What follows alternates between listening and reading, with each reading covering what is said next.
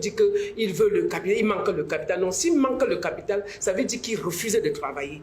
Pour que tu demandes l'argent à quelqu'un, il faut se connaître travailler l'argent. On ne demande pas l'argent quand on ne connaît pas travailler l'argent. Quand les parents, en général, envoient les enfants à l'école, c'est pour qu'ils viennent les remplacer. Ok, je suis Madame Fossi Thérèse et je voudrais remercier tous ceux qui me regardent maintenant et leur dire de continuer à regarder ma page et de me soutenir et de m'envoyer les messages pour demander encore d'autres conseils. Je suis disponible pour résoudre tous les problèmes à mon niveau. Aujourd'hui, nous allons parler de capital. Comment lancer dans les affaires et comment construire, quitter de 0 à euro, comme on dit souvent. C'est-à-dire avoir un petit capital et demain, tu te trouves peut-être millionnaire, comme on dit souvent. C'est très simple, c'est très simple. C'est d'abord que toi-même, tu acceptes que tu veux faire les affaires. Et quand tu acceptes que tu veux faire les affaires, ne sois pas le genre de personne qui cherche à escroquer quelqu'un pour faire les affaires. C'est que tu peux vite avoir l'argent, mais ça va aussi vite finir.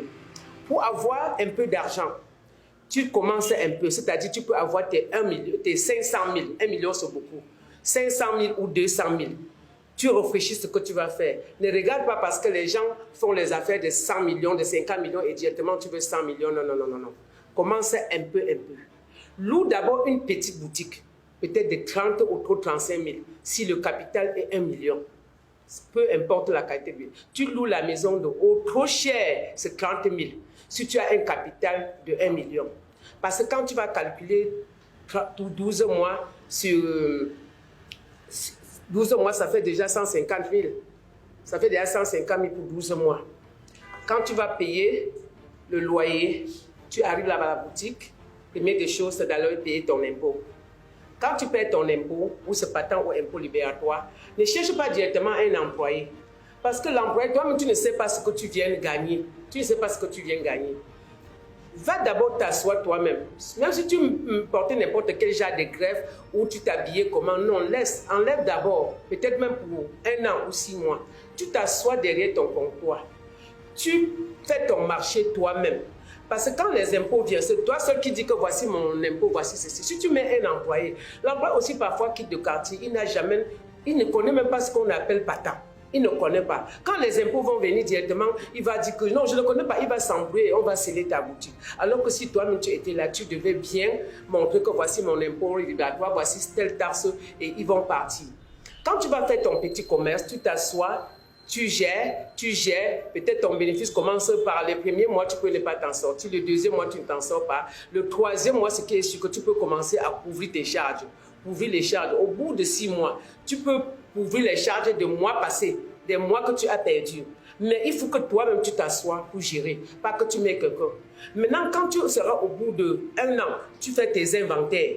Tu vois ce que tu as gagné dans ton capital parce que tu as investi 1 million. Si tu as gagné peut-être 200 000 en une année, ce n'est pas petit. Ce n'est pas petit parce que si tu prenais les 1 million, tu le mettais dans une banque.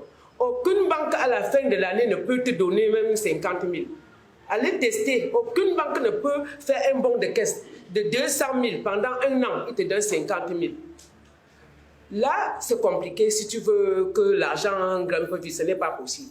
Maintenant, au bout de 2 ans, peut-être au bout de 2 ans, tu vois que tu as jonglé, à la fin de l'année, tu as encore eu 200 000. Ça fait déjà 400 000. Maintenant, quand le capital monte déjà à 1 400 000, tu es déjà en train de compléter ton capital. Tu es en train de compléter ton capital. Jusqu'à un jour, tu te retrouves peut-être au bout de 3 ans, ton capital est déjà à 3 millions. À 3 millions maintenant, si tu veux à tout prix qu'on t'aide, il faut aller à un banquier ou qui met. Je ne conseille pas pour le banquier parce que le banquier, lui-même, il veut faire son commerce. Le banquier lui-même n'est pas là pour t'aider. Le banquier est là pour faire le commerce. Et c'est quand le banquier voit que le gain est beaucoup, qu'il te donne le crédit. Si le gain est petit, il ne te donne pas. Moi, je conseille les gens plutôt que si vous avez des tontines de famille, tu peux avoir ta famille, vous faites une tontine familiale, que bon, on cotise aujourd'hui, le mois c'est 500 000. Si vous êtes 10, ça donne 1 million. Vous donnez à tel. Demain, vous faites la même chose, vous donnez à tel. Si vous êtes 10 membres de la famille, en 10 mois, chacun de vous a déjà eu 1 million. Ça va faire que tous les enfants vont être d'abord occupés dans la famille. Chaque enfant va se battre. Et c'est comme ça que tu vas construire ton capital. Si tu es une jeune femme, dès que ton capital, au bout de 3 ans, peut-être monte peut-être de 3 millions, Tu peux maintenant pleurer à ton mari que chérie, comme tu vois là, si tu m'avais soutenu peut-être sur 2 millions, j'ai 5 millions, je peux avoir peut-être le bénéfice de tel montant chaque fin de mois. Ça va pousser cet homme maintenant à ajouter ton capital. Même si c'est ta mère, tu peux aller voir ta mère, tu dis maman maintenant je me suis débattue seule, j'ai le capital de 3 millions, si tu m'ajoutes encore 2 millions, ça fait 5 millions, ta maman va même aller prêter dans les réunions parce qu'aucune maman ne peut souhaiter le malheur de son fils. Les mamans rêvent toujours que si son enfant était telle chose, si son enfant était telle chose. Donc je ne dis pas seulement aux femmes, mais je dis même aux jeunes enfants, aux jeunes garçons qui réfléchissent toujours que comment faire pour dire que mon père ne m'a rien fait, ma mère ne m'a rien fait. Le parent n'a rien à vous donner. De deux, le parent paie votre école. Le parent vous a donné vie. Le parent a tout donné. La mère a donné sa vie pendant 9 mois pour toi. Si toi, tu peux dormir dans la chambre pour attendre qu'elle vienne te donner l'argent, elle ne peut pas te donner. Même si elle ne peut pas te donner. Parce que tu n'as pas montré tes preuves. Donc je ne parle pas seulement chez les femmes qui sont en mariage, je ne parle pas seulement chez les jeunes filles, mais je parle à tous les enfants en général. Que n'envoyez pas les parents aller voler. Le parent veut bien vous aider, mais vous devez montrer aussi que je veux que mon parent m'aide parce que j'ai déjà fait telle chose. Donc, à ce niveau-ci, je pense que le capital ne suffit pas. Le capital ne suffit pas. Peu importe le montant que tu as, tu peux faire quelque chose avec. Parce que quand je vois même ma mère jusqu'aujourd'hui, elle fait son petit commerce. Elle fait son petit commerce. Avec le petit capital, les mamans même avec 1000 francs, ils font le commerce.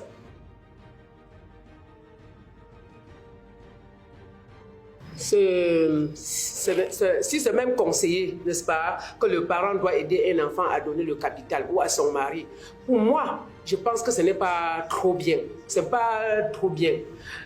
Tu dois d'abord, sauf si tu te maries seulement pour l'argent. Parce que si tu es venu en mariage seulement, tu as vu que ton mari est déjà riche, tu vois, non? Tu peux dire à ton mari que bon, comme je suis venu en mariage, il a beaucoup d'argent, ma ration c'est 10 000 tous les jours, je vais lui demander même 100 millions pour faire le commerce ou 10 millions. Mais si toi-même tu es venu en mariage pour le mariage, comment tu vas commencer à dire que je veux faire le commerce, donne-moi le capital? Et s'il n'a pas, il ne peut pas aller, il va faire comment? Maintenant, pour demander à ton père, il faut d'abord vérifier si ton père a, si ta mère a, et si même ton père ou ta mère a. Il ne va pas aussi porter te donner comme ça sans savoir où ça part. Il va te donner l'argent et il doit contrôler si ça marche. Parce que l'enfant peut venir aussi dire que maman, je veux le capital au papa. Tu portes 2 millions, tu donnes à l'enfant. Il peut tout manger, il revient dire que donne encore l'autre. Il peut encore tout manger, il revient dire que donne l'autre.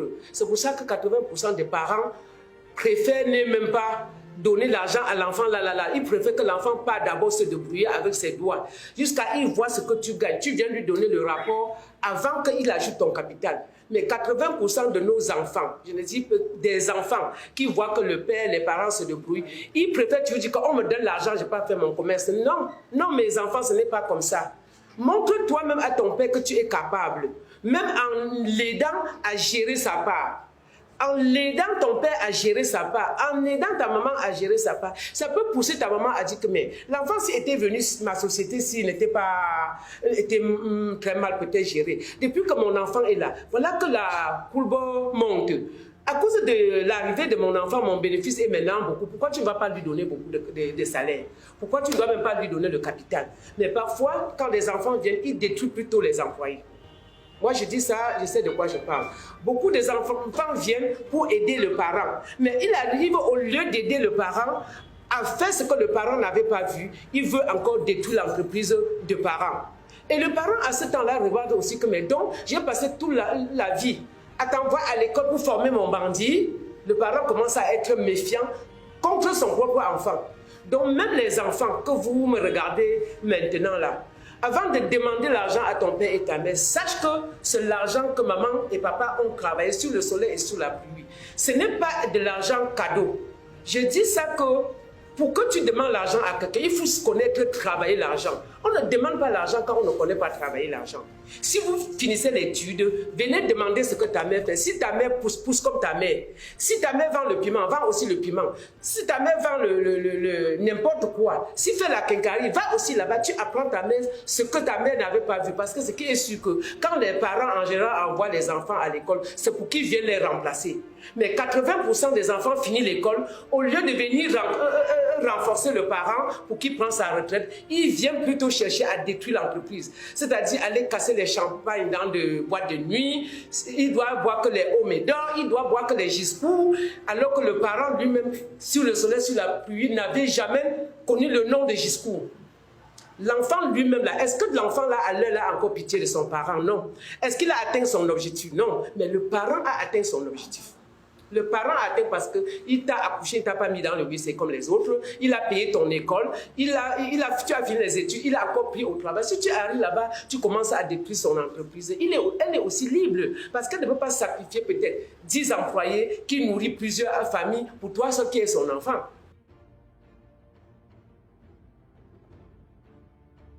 Mon capitaine, déjà, quand j'étais jeune fille, quand j'étais jeune fille, je partais, je faisais de chercher de l'argent. Même pour aller à l'école, je faisais déjà mes beignets.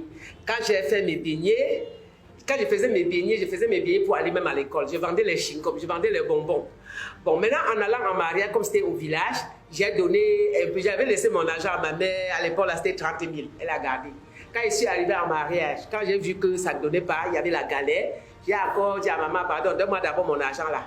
Quand ma mère m'a donné mon argent, j'ai pris ça, j'ai commencé à faire le foufou manioc. Je partais à Loum, j'avais une soeur à Loum, maman Odette, je profite pour te dire bonsoir maman. J'avais une soeur à Loum que je partais souvent là-bas, payer le foufou manioc avec le pistache, je venais vendre à Douala.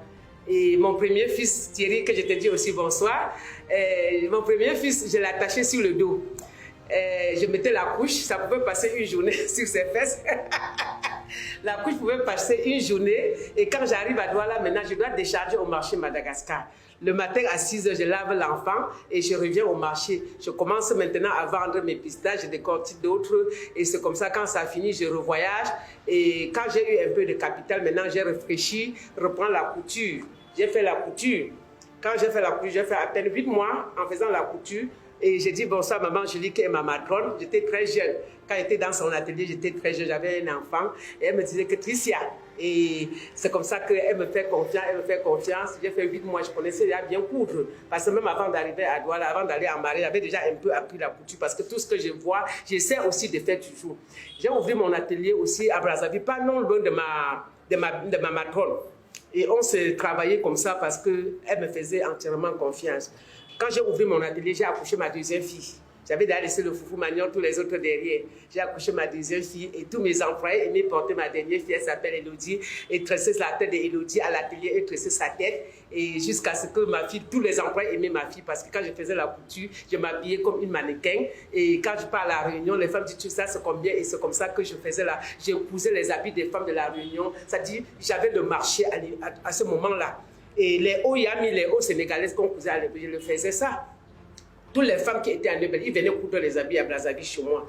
Quand je finis donc avec la couture, j'ai réfléchi, j'ai un grand frère, j'avais trop mal au dos. Un grand frère m'a dit que mais laisse, bon, j'ai gardé l'argent à un de mes grands frères quand je faisais la couture. Je faisais aussi la tontine à la Réunion. Ça, c'est mon grand frère, papa Marcel. Il arrive à Douala, il dit que Mathé, mais Thérèse, tu ne peux pas faire la quincaillerie. Je dis que papa Marcel, je fais la quincaillerie avec combien? Il me dit non, tu peux faire la quincaillerie.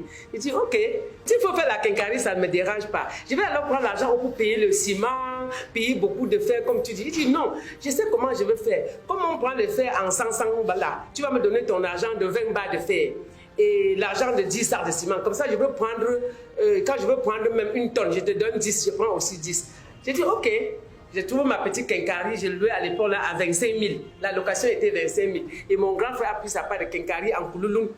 Quand je veux payer le ciment, je viens d'abord déposer mon argent chez mon grand frère. Quand il achète son ciment, on le livre et on monte aussi me livrer. J'ai fait comme ça pendant 7 années dans la quincaillerie.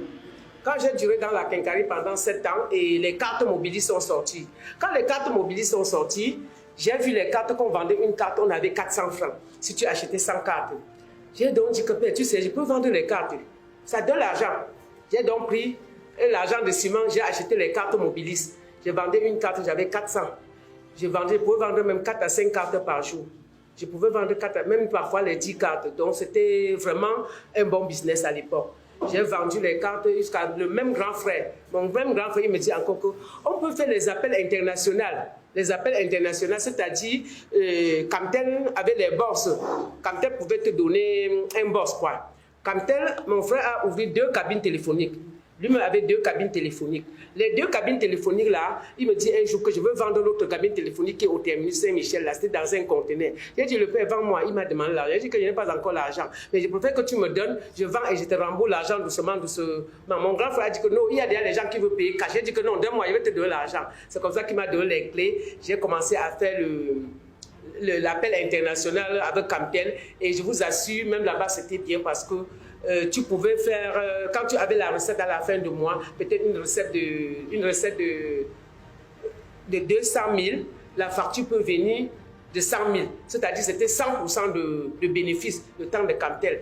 Et c'est comme ça que dans la cabine téléphonique de mon frère, là, avec les cartes Orange, m'a lancé dans les affaires comme ça. Je suis resté à Orange jusqu'à ce qu'on dit maintenant que ce n'est plus Mobilis, c'est plutôt Orange.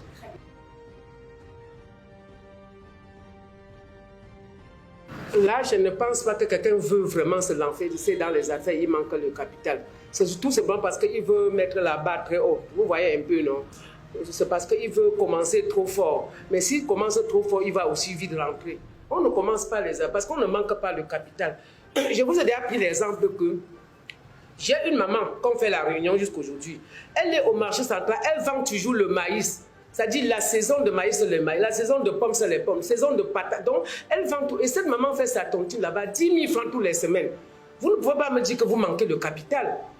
Vous ne pouvez pas me dire que vous manquez de capital. Je connais beaucoup de mamans jusqu'aujourd'hui qui font tout le petit commerce. Ils envoient les enfants à l'école, ils sont des ingénieurs. Pourquoi quelqu'un peut dire qu'il veut le capital, il manque le capital? Non, s'il manque le capital, ça veut dire qu'il refuse de travailler. On peut avoir le capital même de 50 000, on fait quelque chose. Mais si quelqu'un n'a même pas 50 000, tu n'as rien. Mais comment on peut pas, il n'y a pas autre magie. S'il n'a même pas 50 000 et qu'il n'a pas peut-être un tampon, comme moi, j'étais honnête. Quand je vous parlais là, si mon frère m'avait dit que j'ai la cabine et je refuse de payer son argent, est-ce qu'il devait continuer à me soutenir? Si peut-être il me donnait le ciment, je vends, je bouffe son argent, il ne veut pas. Si quelqu'un manque qui va le coacher et le soutenir, ça veut dire qu'il est malhonnête. Ça veut dire qu'il ne paie même pas ses factures dans sa famille. Parce que quand tu paies les factures dans ta famille et que ta famille sait que tu es honnête, tu prends l'argent, on te donne. Tu dis, quand le business plan est bon, quand le plan de ce que tu veux faire, quand tu dis déjà que je vais aller en Banga, je vais aller payer les plantains pour venir livrer, il y a ta personne dans la famille qui va dire que non, je peux mourir pour cette fille. Mais il faut que tu sois d'abord honnête. Il ne faut pas avoir peur que si je veux prendre le capital ou je ne peux rien faire, c'est des paresseux. Vraiment, je dis ça comme ça, c'est des paresseux.